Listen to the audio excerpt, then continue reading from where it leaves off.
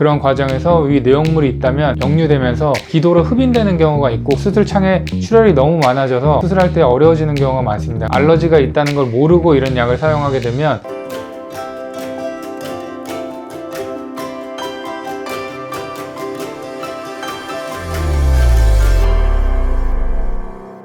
안녕하세요, 닥터공TV 용주입니다. 이번 영상에서는 이제 코 성형 수술 전에 준비해야 될 사항들, 준비물은 뭔지 또 뭘 주의해야 되는지 이런 것들을 좀 설명드리려고 하는데 아마 이제 수술 전에 수술에 대한 두려움도 좀 마음 한켠에 있으실 거고 또 수술 후에 자신의 모습이 변할 거에 대해서도 기대감이 좀 있으실 텐데 수술 전에 이런 사항들을 잘 지켜주시고 수술이 이제 무사히 진행될 수 있도록 그렇게 도움을 받으셨으면 좋겠습니다. 일단은 제일 처음 우리가 준비해야 될 거는 금식입니다. 금식은 이제 보통 코 성형을 할 때 수면 마취로 하는 병원이 많을 텐데 수면 마취나 전신 마취 이렇게 진행을 하시게 되면 꼭 금식을 지켜주셔야 됩니다. 금식을 하는 이유는 우리가 이제 누워서 이렇게 수술을 받게 되면 위 내용물이 이렇게 계속 역류돼서 넘어올 수가 있거든요. 또 약 자체가 메스꺼운 약들이 많아서 환자가 전신 마취나 수면 마취를 했다고 하더라도 위장 운동은 좀 일어날 수가 있기 때문에 그런 과정에서 위 내용물이 있다면 역류되면서 기도로 흡인되는 경우가 있고 그러면 이제 폐렴도 생기고 할 수가 있기 때문에 필수 사항이 되는 것입니다. 또 하나는 위 내용물이 간혹 가다가 이렇게 수술창까지 코까지 이렇게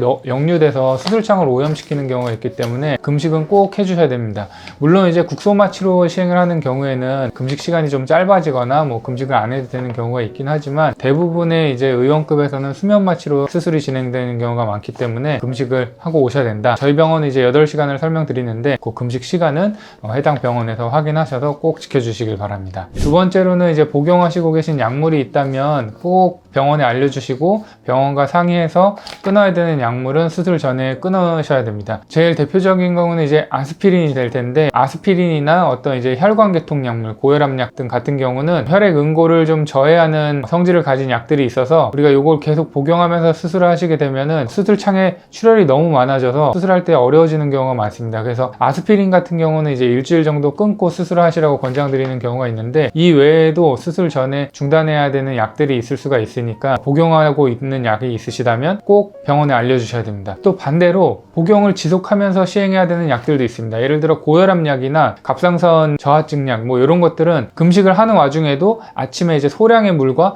그 약을 복용하고 시행하는 경우도 있기 때문에 본인이 어떤 약을 드시고 있으시다면 병원에 꼭 말씀하셔서 상담 받고 약을 어떻게 해야 되는지 확인을 받으시고 수술을 진행하셔야 됩니다. 또 하나는 이제 복용 중인 약물 외에도 어떤 약물에 알러지가 있으시다면 그것도 병원에 꼭 알려주셔야 됩니다. 제일 대표적으로 우리 소염제, 엔세이드 알러지라고 또 혹은 브루펜 알러지라고 이렇게 알고 계시는 경우들이 있는데 이런 소염제에 알러지가 있으신 경우에는 우리가 수술 중에 소염진통제나 항생제들 여러 가지 약을 사용을 하거든요. 근데 이제 항생제나 이런 소염제에 알러지가 있으시다면 우리가 수술 중에 그 약을 사용할 수가 없기 때문에 꼭 알려주셔야 되고 수술 중에 이제 마취도 덜 깬 상태에서 이런 약을 사용하게 되는데 알러지가 있다는 걸 모르고 이런 약을 사용하게 되면 그런 알러지 반응이 나타나서 번거로워지는 경우가 생기기 때문에 꼭 알려주셔야 됩니다. 그리고 추가적으로 이제 수술 전에 앓고 계시는 질환이 있다거나 어떤 큰 수술을 받았거나 하는 의학적인 병력이 있으시다면 그거에 대해서도 병원에 꼭 미리 주지시켜 주시기 바랍니다. 다음은 이제 환자분들이 준비물이 뭐가 필요하냐 수술 전 상담 오셔서 여쭤보시는 경우가 있는데 병원마다 이제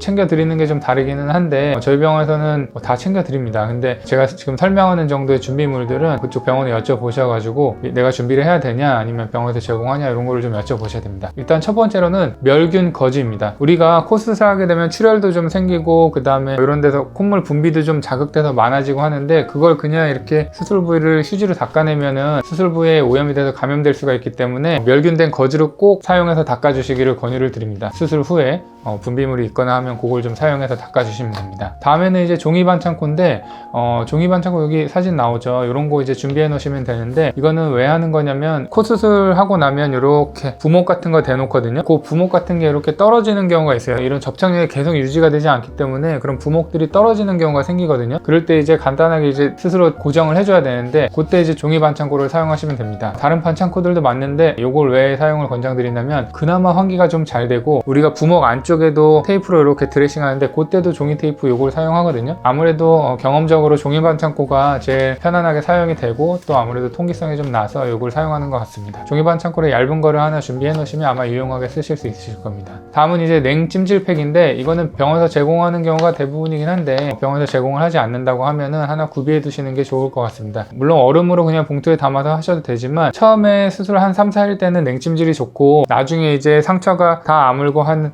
2주 정도 뒤부터 약간 따뜻한 걸로 찜질을 해주는 게 조직이 굳는 거를 방지하는 데 더 좋거든요. 그래서 냉찜질이랑 온찜질이 둘 다 가능한 이런 제품들을 하나 구비해 두셔서 사용하시면 아마 편하게 좀 사용하실 수가 있을 것 같습니다. 그리고 마지막으로 이제 수술 받으시고 부목도 돼야 되고 테이프도 얼굴에 이렇게 붙어 있고 그 상태로 병원에 소독을 받으러 다니셔야 되는데 그게 다 보이기 때문에 모자를 많이 구비를 해서 쓰고 오십니다. 그래서 얼굴을 이렇게 좀 가릴 수 있는 모자 같은 거 하나 구비해 두시고 하관 부위는 이제 마스크로 가리시면 지하철 타고 다니신다거나 할 때 사람들이 많이 쳐다보는 일은 좀 줄으실 것 같습니다. 저희 병원 같은 경우는 이제 뭐 모자 빼고는 제공을 해드리는데 해당 병원에 문의를 하셔서 이런 것들이 제공이 안 된다고 하면 미리 준비를 해 두시는 게 수술 후에 번거롭게 하시는 것보다 훨씬 유용하게 사용하실 수 있을 것 같습니다. 네, 이번 영상에서는 수술 전에 준비해야 될 것들에 대해서 설명드렸는데요. 결국은 사실 이런 준비물보다 제일 중요한 거는 전신적인 컨디션을 수술 날까지 잘 맞춰주시는 게 가장 중요합니다. 충분히 휴식을 취하고 금식 전까지는 양질의 영양소를 포함한 음식을 좀 잘 섭취해 주시고 하는 게 좋은 수술 결과를 내는데 도움이 되실 겁니다. 이번 영상은 여기까지고요. 추가로 궁금한 점이 있으시거나 질문사항이 있으시면 댓글을 통해 남겨주시기 바랍니다.